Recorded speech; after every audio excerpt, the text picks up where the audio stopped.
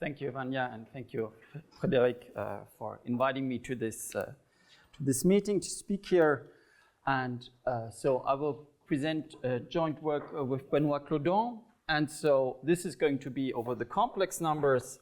And so the real people, you have even more challenges ahead. So some more of the preliminaries, which I will talk about. If you want to do it, you have to do them yourself. Okay, and it's going to be as elementary as it can get. Basically, what we needed to write the paper is what you can learn in a course on complex geometry. And so let me start by recalling Kodaira's criterion.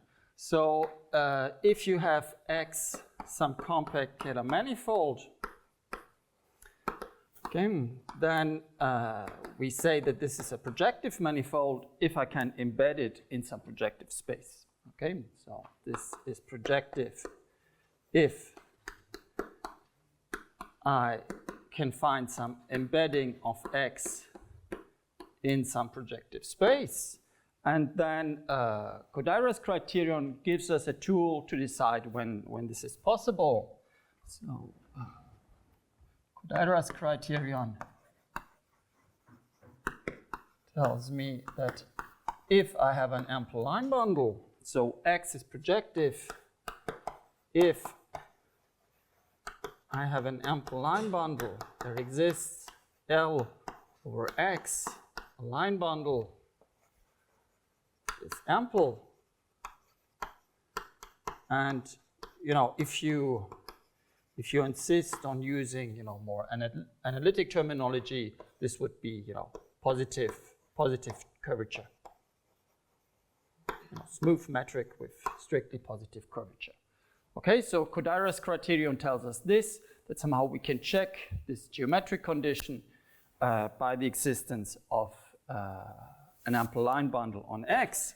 And then the corollary is that if there are no two forms, so corollary, if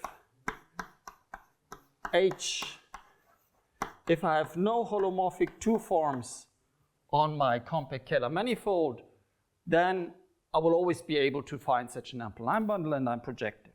Okay, and X is projective.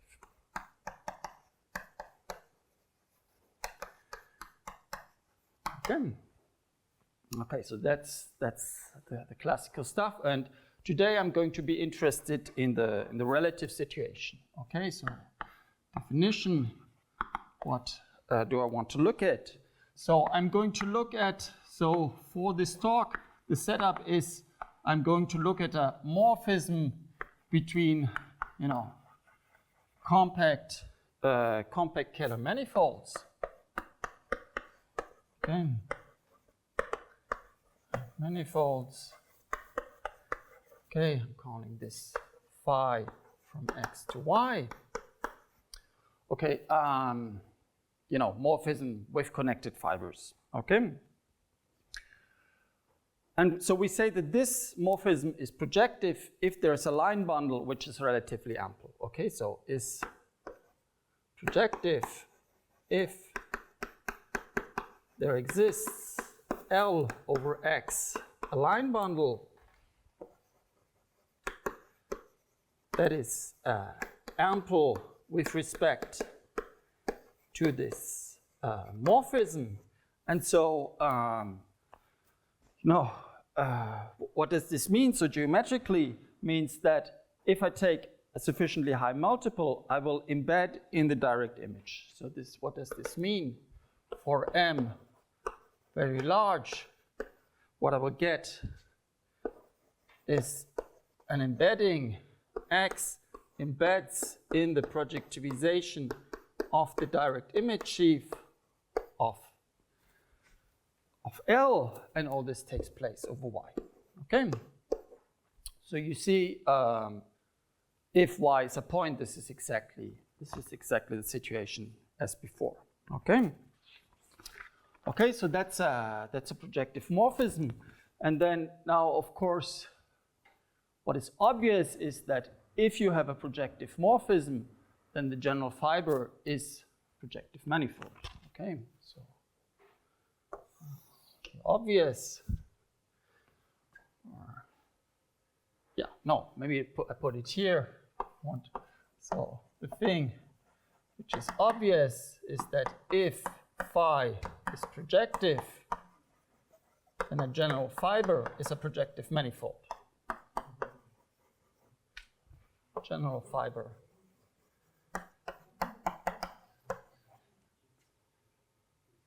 Is there already a mistake? I mean, there will be. So don't hesitate to say.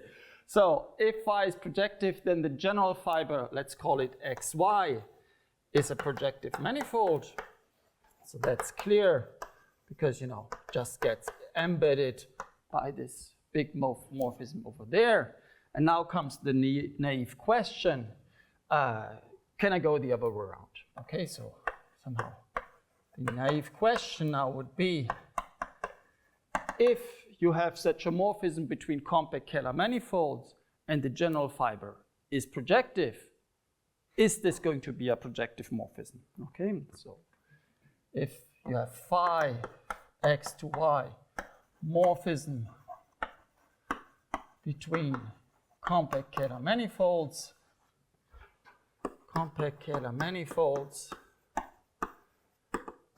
such that, you know, xy, so xy, that's always going to be a general fiber, is projective. Well, is phi itself a projective morphism?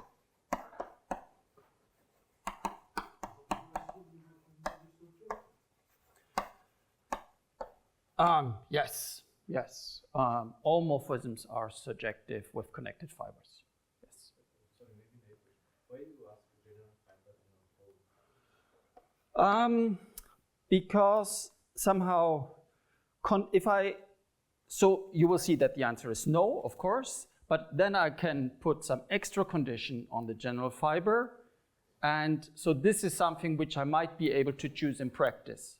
While typically making an assumption about every fiber sounds like very tough to check. Okay, so that's why I just want this. Okay, but so somehow the moral is you have this morphism, somehow you eliminate the obstruction. Okay, so at least the general fiber is projective, so there is a chance of being a projective morphism.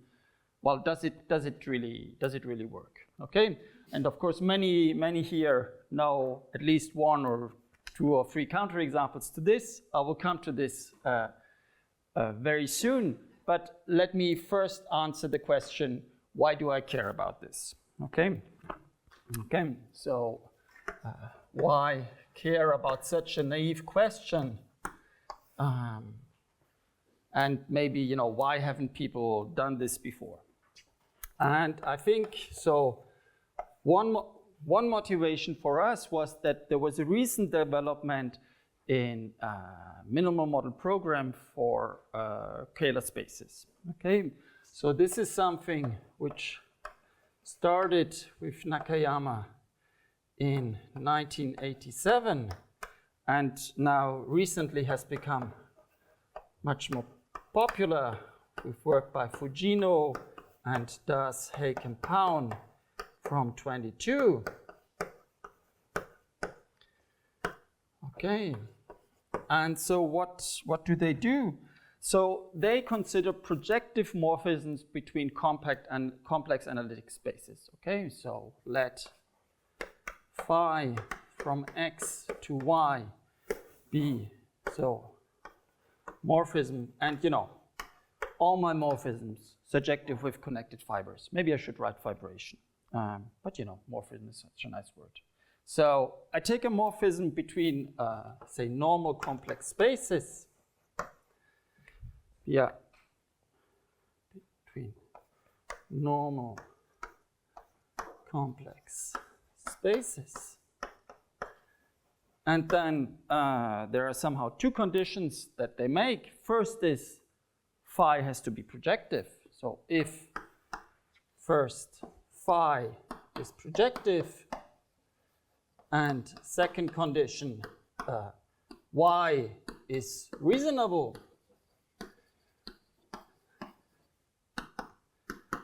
then all the classical theorems of MMP, and by now classical theorems of MMP, will hold in the relative setting. Okay, then the known results of MMP, and so this means cone and contraction theorem. So that was already shown in '87 by Nakayama. And now more recently, what they have been doing is, what is this like? Finite generation, existence of flips, MMP with scaling, whatever you want, existence of flips, MMP with scaling, all this kind of stuff, holds for x over y. Holds for x over y. Okay, and so okay, I already explained what it means to be a projective morphism. Now, what does y reasonable mean? So certainly a compact Kähler space is reasonable, and what they want is somehow that the base must not be too big. So for example, a situation which you want to exclude is where y is C2, and then you blow it up in infinitely many points in a sequence of discrete points, but infinite, because this gives you certainly a nice complex surface, but the relative Picard space will have infinite dimension, and so this is somehow not what you want to do in general. Okay, so you can always work in some small neighborhood of a point. So for analyzing, for example, resolution of singularities of some complex analytic space, this is always a reasonable situation, and you can use this, but somehow y cannot be an arbitrarily big complex space. Okay, so this is this condition, which in most situations I think you can check without too much difficulty. But of course, there's the other condition. There's the condition that you need a morphism which is projective, and while in the local setting you can check this without too much difficulty. You start with something y, which is something singular, and then you do a resolution by blow up. Certainly this gives you a projective morphism. Okay, so that's okay. But if y is now a compact Kähler manifold, then I'm not so sure when does this first condition hold. Okay, so that's somehow one motivation for us to look at this. Once we have a good answer to the naive question, we can apply all these tools. Okay, so that's a general motivation, and then there's a bit more specific motivation, which is related to some work which I did with Junyan Zhao like 6-7 years ago. So this is with Junyan, so published 2019. So there we looked at X, a projective manifold, such that the anti-canonical is NF, minus Kx is NF, and fundamental group is trivial. Okay, I mean, second condition is just to make the statement easier.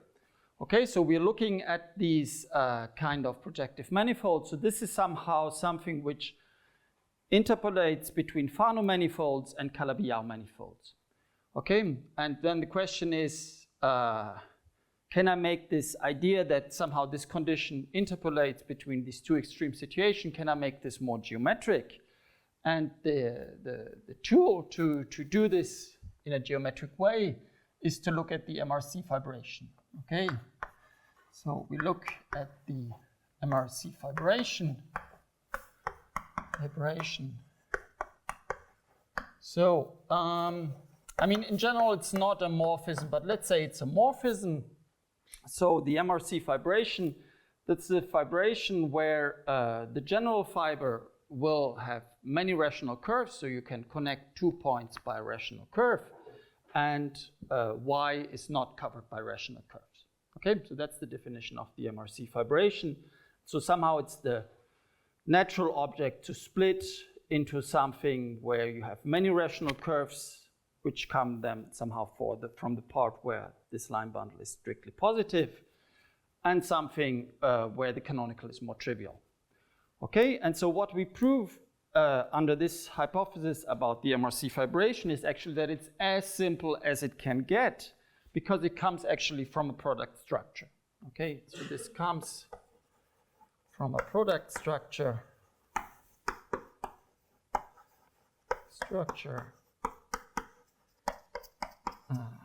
X is isomorphic to xy times y, where y is some Calabi-Yau manifold. Yes, Calabi-Yau, C1 equals 0, and xy, that's a rationally connected manifold. Okay.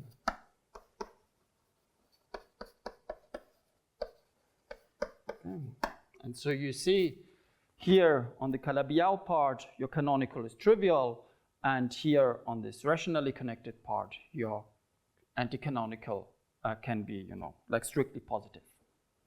Okay, so that's, no, it's really an isomorphism. Yeah, so that somehow, there you realize how strong this condition is. It's not birational, it's just a product, okay?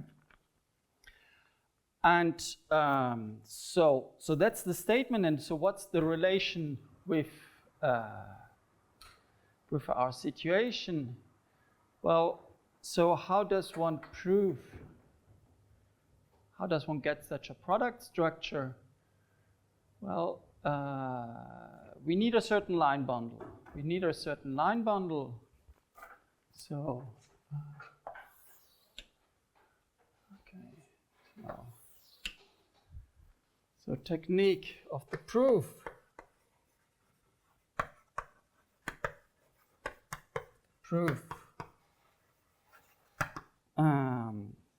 is what we want to do is we want to find a line bundle L on our total space X. So find a line bundle L on X such that L, we want it to be phi ample. L is phi ample. Okay, so we start with the MRC fibration. We want a line bundle which is relatively ample. And second condition is that if we look at these direct images, we want them to be trivial. So this, say, for all M sufficiently large, divisible, something like this, okay? And so you see, if you have a projective manifold, well, how do you start? Well, you just take an ample line bundle on the projective manifold, and then you want to do a construction. But actually, this kind of condition, this is never going to be true if you take L to be just ample, okay? You can check on the product, if you take an ample line bundle there, this is never true. Okay, so although when we do the construction, we use the projectivity assumption to have an ample line bundle to start with, in the end, the guy that we want is relatively ample, but it's not ample. It cannot be, okay? So once you have realized this, you ask yourself, well, if I want to prove this theorem for compact Kähler manifolds, what do I have to do? Well, if I want to use the same technique of proof, I want to show that for the MRC fibration, I can always find a line bundle which is relatively ample, okay?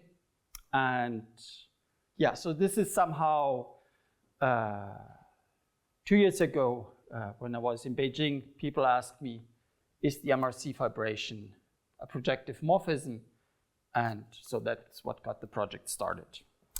Okay, So much for the motivation. Any questions about this? Okay.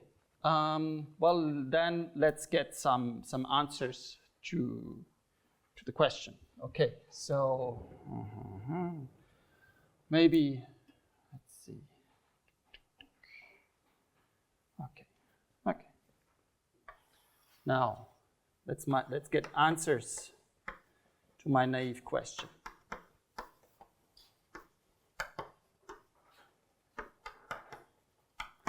And the first answer is, well, obviously no. Okay, so first answer, no. First answer, no. And here comes the example to make things, as explicit as it can be. I take following lattice in C2. Okay. Here I have this. Okay. So you take this lattice in C2. The condition is that P and Q are prime numbers which are distinct. Okay, prime numbers. Okay, and then you take the torus, which comes with this, okay, and you can check. So this is a torus compact Kähler manifold, but it's a non-projective torus. It's non-projective torus.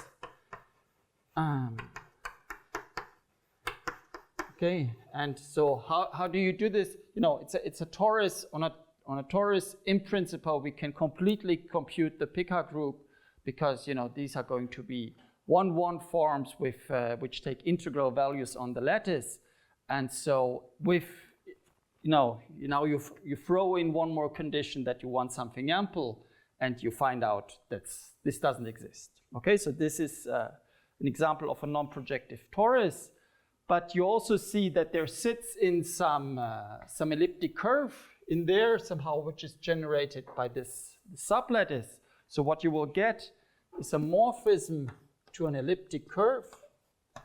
So you get morphism to this elliptic curve. Okay, so that's my morphism Y. And so you see the fibers of this morphism, these are elliptic curves. Okay, so all fibers are elliptic curves. Elliptic curves, so certainly projective curves. So projective manifolds. Okay. Okay. So what you get is a morphism over a projective base.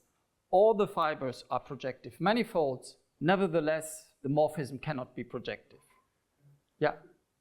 So in the description of lambda, what component should be on the first coordinate from 0 or on the second? Is it correct? Here. So first also the same as the previous. First coordinate. No, it should not be 0. If it is 0, then you will get a torus which is isomorphic to a product of elliptic curves, and that's not what you want. No, exactly. You want this to be non-zero, and in a way so that somehow it becomes impossible to be projective. Yeah, that's exactly the point. Sorry? So I think so. If I put 0 here, I think it's isomorphic to a product of elliptic curves because I see, this plus this should give. Yes, I don't want this to be isogenous to a product of curves, and this is somehow why checking this is a little bit of work. Okay.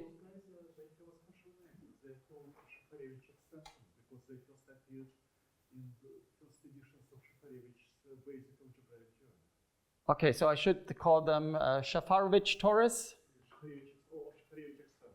Okay, thank you. So, you know, I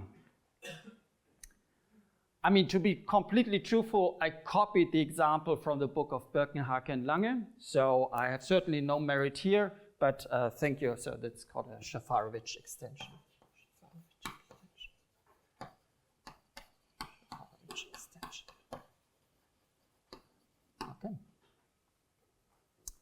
Okay, so this gives you direct counterexample to this.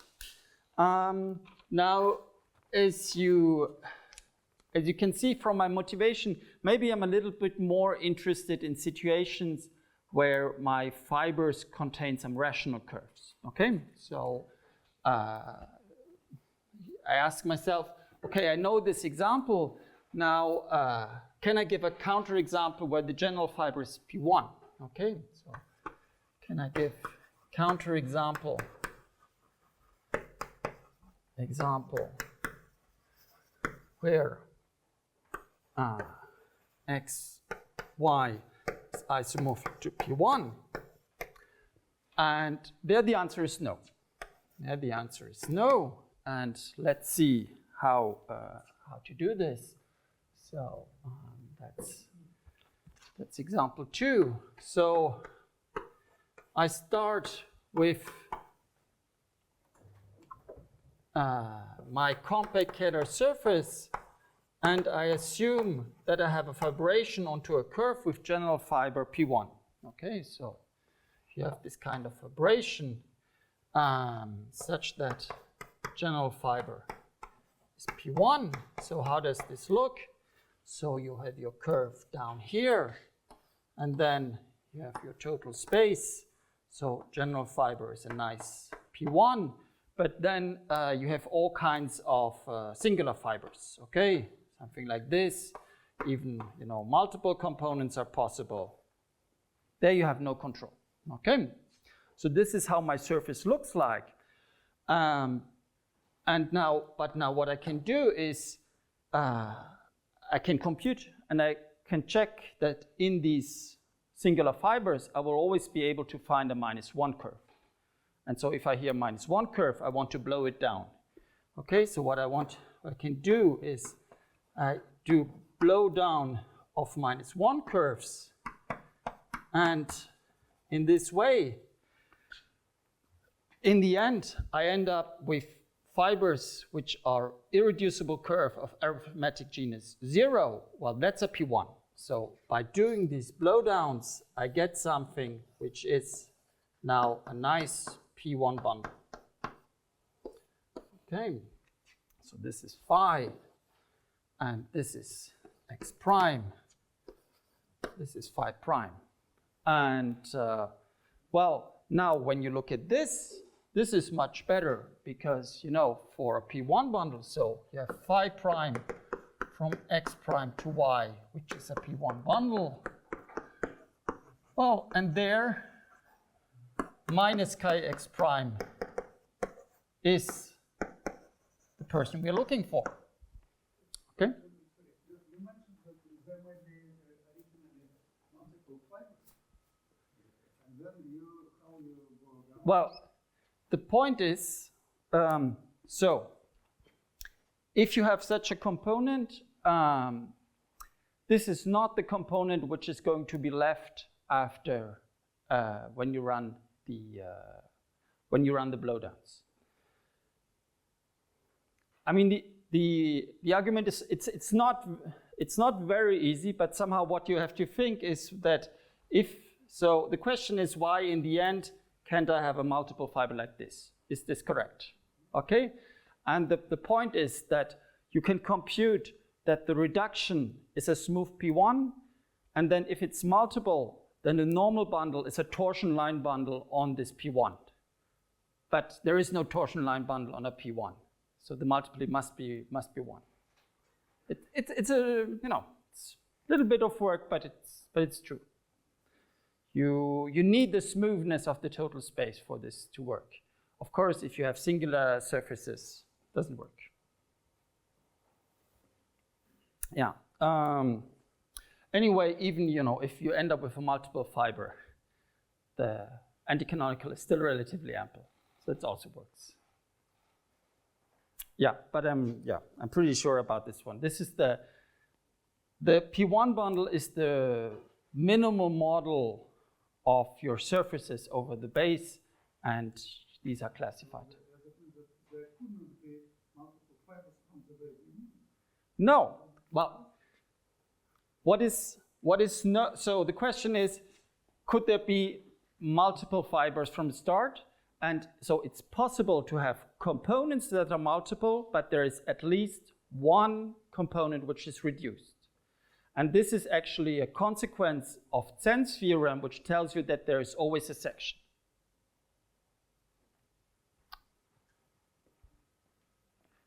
I don't say that it's for free, but it's true. Okay, so I'm not able to come up with a counterexample where the general fiber is P1. And, well, I guess that's... So you want your morphisms to be proper, I guess? Yes. I mean, you know, they're between compact manifolds, so the proper is necessary then for free. Okay? Okay, so I don't come up with an example, and then somehow I try to prove a theorem. And so here comes the statement.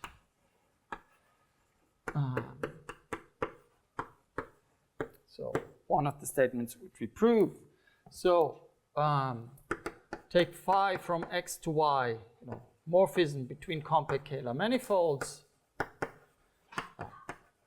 Between compact Kähler manifolds, and now the condition that we make is that, if you have such a morphism, then you can pull back holomorphic two forms.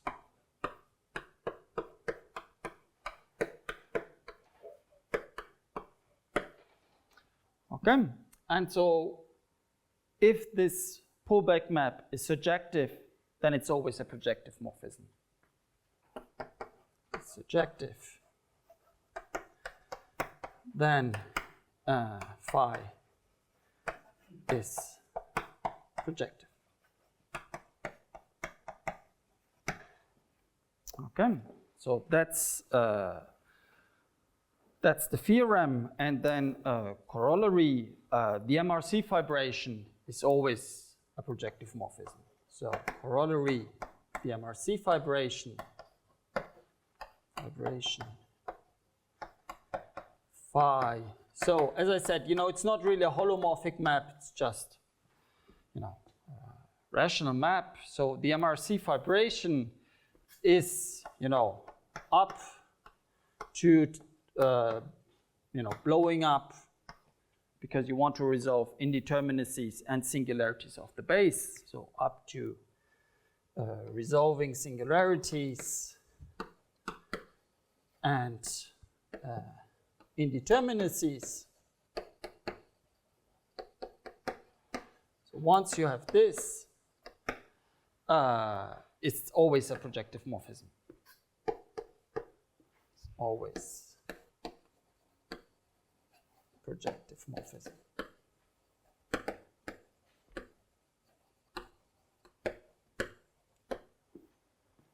Okay, and so why is this an immediate corollary? So somehow the proof of the corollary is so general fiber xy is a rationally connected manifold, and about rationally connected manifolds, we know that they have no holomorphic forms at all. Okay, therefore I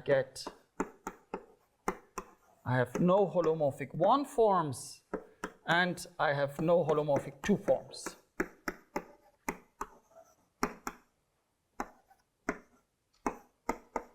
Okay, so this is known when you have this kind of manifold where you can connect two general points by a rational curve. You you have this kind of vanishing of holomorphic forms. And this is enough to check this condition. Okay, so basically it's a the res spectra sequence argument, which is classical in the literature. We get surjectivity of phi star.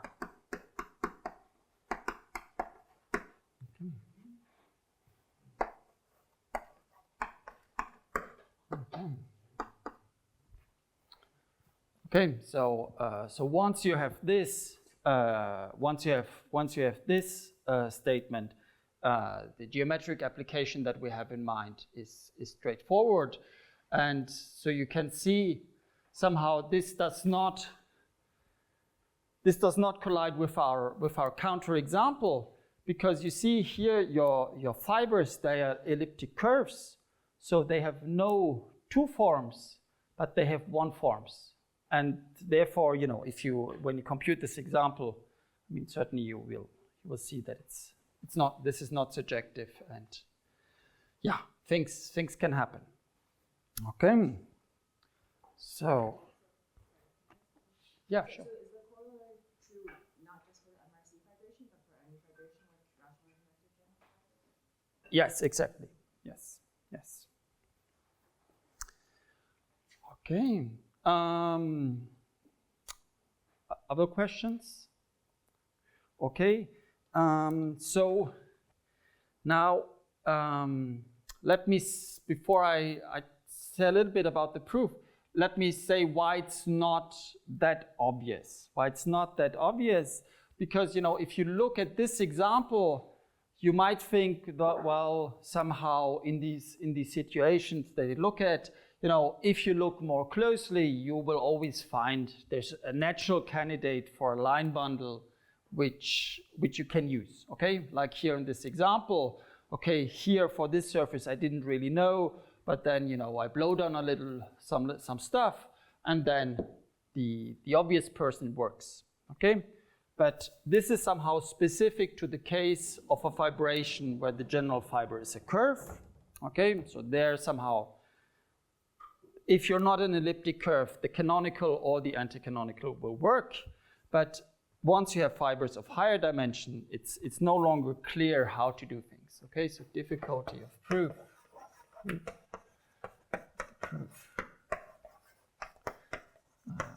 Is if the dimension of xy is at least 2, there's no natural candidate for line bundle. For L, even if you're in the situation of the corollary where your fiber is rationally connected, okay? So the example, what you should always think about is, xy, you take this to be the blow up of P2 in 10 points. Okay, then neither the canonical nor the anticanonical have any nice positivity property, okay? Then neither kxy nor minus kxy have any positivity property, and nevertheless, this surface, I mean, it's a blow up of P2, so certainly this is rationally connected, okay? Okay, so.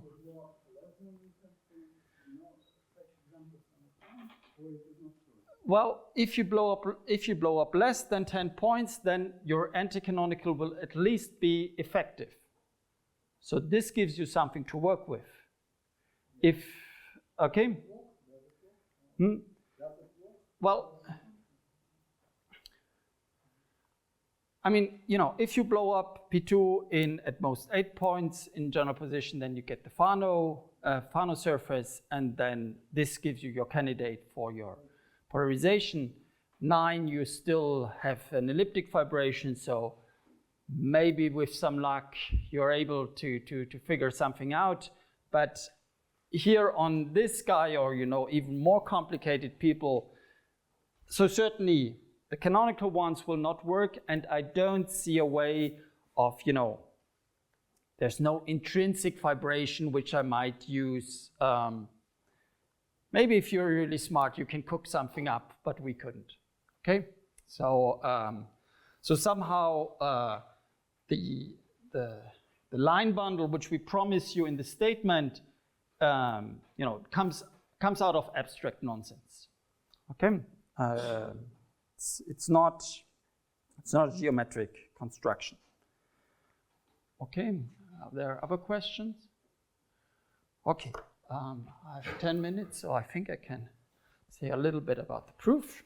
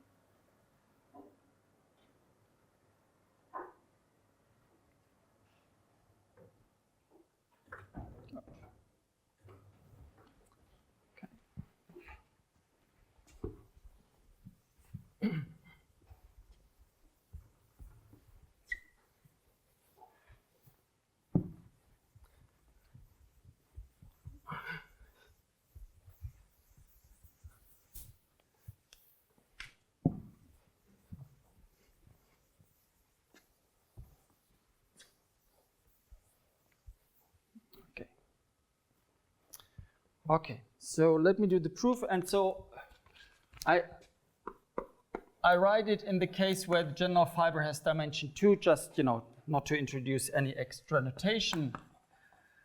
But, you just change the numbers and proof works exactly the same. And it works.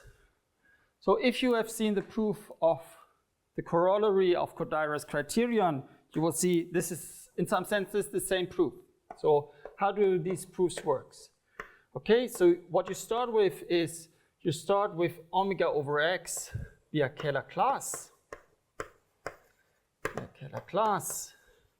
So this means that your omega, that's a class of type 1, 1. And now this sits in H2x of C. Okay, and now what you would like is this class also to be a rational class, because then you can use Lefschetz theorem and so on, and to say that this is something ample. Okay. Now, of course, in general, this is not going to be in cohomology with rational coefficients. So what do? We perturb a little bit to get something which is rational. Okay, because rationality, this is always so difficult to check. So we do this by approximation. So we choose a rational class which is close to omega. Okay, but now when we do this, of course we lose that it's of type 1, 1. Okay, so now I decompose this class into alpha plus beta plus alpha bar. So beta, this is of type 1, 1. This is of type 2, 0. And this is of type 0, 2. Okay, so I have this decomposition. And now to this decomposition, so you see, so this is a two-form. This is a two-form, and so you're surjective, and therefore you're a pullback. Okay, so the person I have here, this is a pullback of something from the base. Okay, so there I use my assumption. So by assumption, we write that eta, that's pullback of something from the base plus beta plus pullback of gamma bar. Okay. Okay, and now when you write it like this and you restrict to the general fiber, so what do you get? Then you get eta, which is restricted to xy, this is the same as beta restricted to xy. And so you see, now this is the situation which you want, because eta, that's a rational class. Okay, so this is in rational cohomology, and beta, that's of type 1, 1. So restriction is also of type 1, 1. Okay, so this gives you a line bundle on xy. This gives you a line bundle on xy, and because you've chosen eta close to omega, this is actually a class of an ample line bundle on xy. Okay, so class of ample line bundle on xy.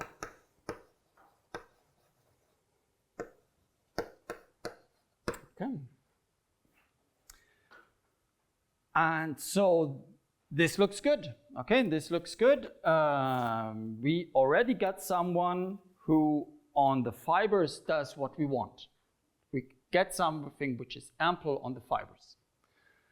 What is not so good is that what we don't just want any, abstract cohomology class to give something. We want really a line bundle. Okay, so the person which we have here, we want to modify it by a pullback from the base so that we become of type 1, 1.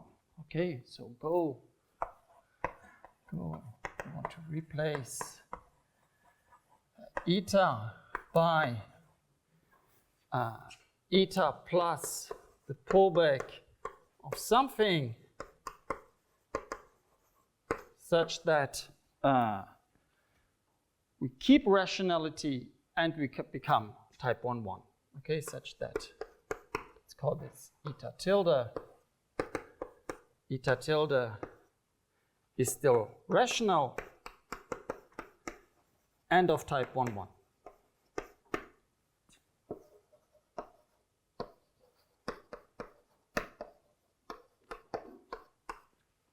Okay. Okay, so you have to, now you have to cook up the formula for this person downstairs. And what could it be?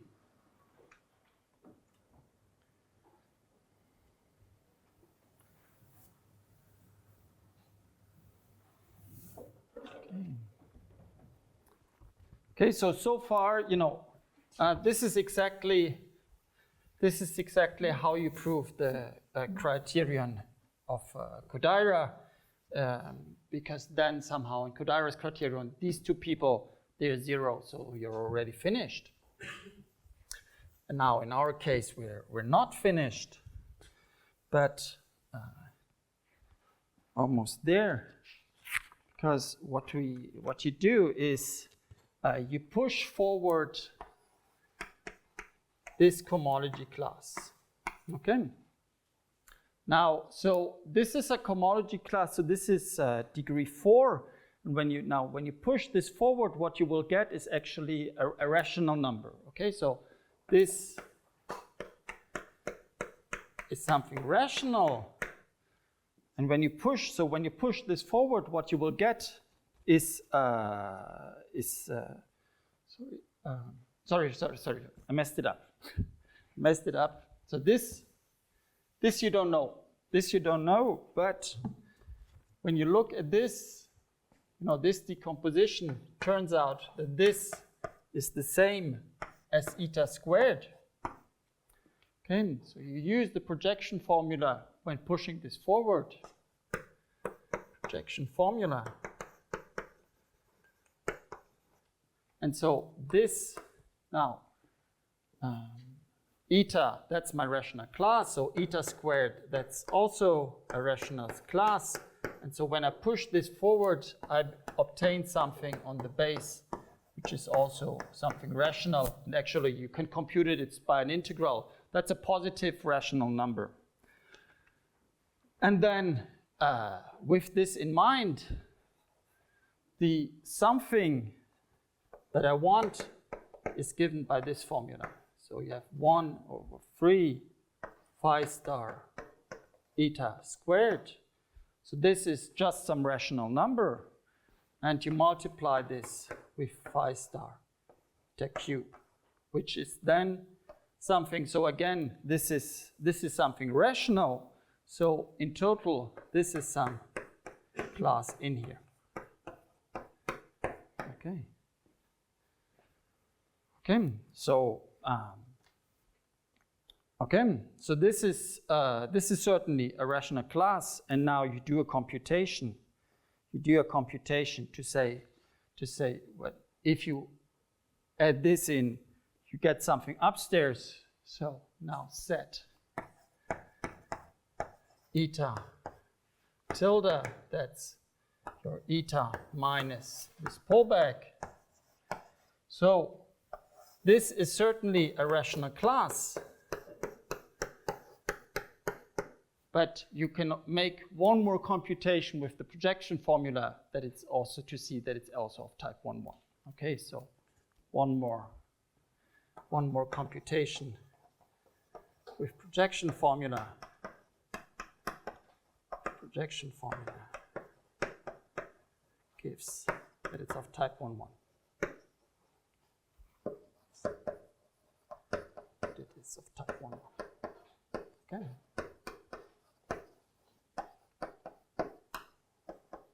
Okay. So you see, it's a bit of a miracle that somehow the computation works out. Okay. Now, what is good about this computation is that it works in quite generality. Now, for the applications that you have in mind, I want some more singularities. Okay. So here I stated everything for Kähler manifold, but if you hear the word MMP, you think, okay, I want singularities. And actually, in order to generalize the arguments to these more singular settings, then we use this more, MMP technique approach, which I have in my example too. That somehow I modify my variety until I can check the projectivity, and then I descend to the other variety in this sense. Okay, so I guess that's my talk.